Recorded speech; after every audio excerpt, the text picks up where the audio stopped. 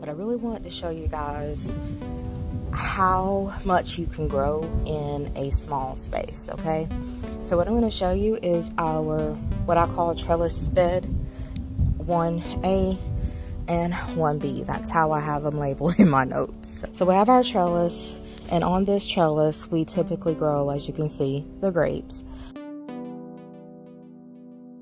But also at the bottom of it we tend to grow tomatoes, beans, and last year we actually did Kiwana melon. Matter of fact, I saw a couple volunteering over there, which is great. On this side, it's about 3 feet wide. I don't know the length, but you can get an idea. We have tomatoes here. Eggplants are down there as well. It's very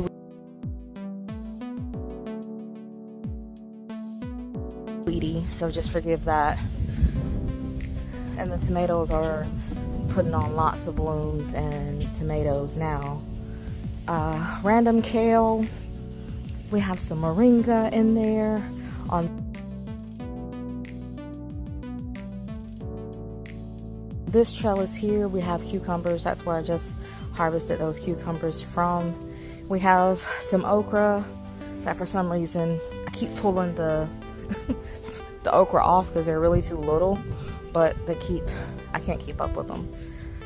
We have some type of squash right here in the front. I can't remember which type I planted here, but we have that, and it is shading some kale, and then behind it is another climbing squash. This is all in this bed. Now I can actually come through here if I wanted to and plant some low growing crops like a summer lettuce, and they would do well shaded up under these larger plants. That's all on one side is cabbage, and you can see the bugs have been loving on the cabbage. There was some lettuce, but it's gone to seed. You can see there. I've just been giving it to the rabbits. We've got some echinacea in here, comes back every year. Up against this trellis here, you can see where the beans have died back. Peas, I'm sorry. We had some snow peas, but it's gotten too hot for those.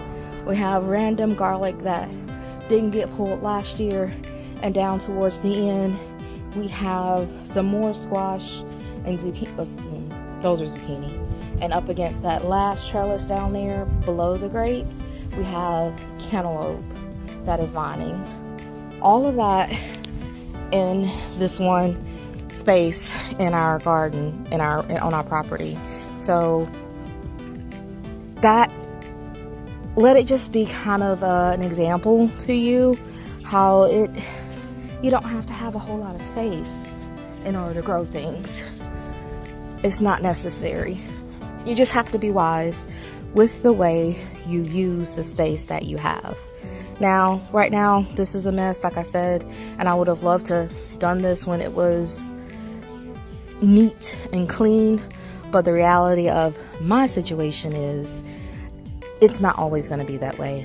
And that's something else that I don't want you to worry about if you're considering growing a garden. Like, oh, I don't have time to weed, I don't have time for this. Weeding is necessary, especially if your soil is not the best. But if your soil is pretty good, then even with a few weeds in there, your plants are still going to thrive. So just keep that in mind. All right, that's my tidbit for today. Grow big from home, guys, even in small spaces.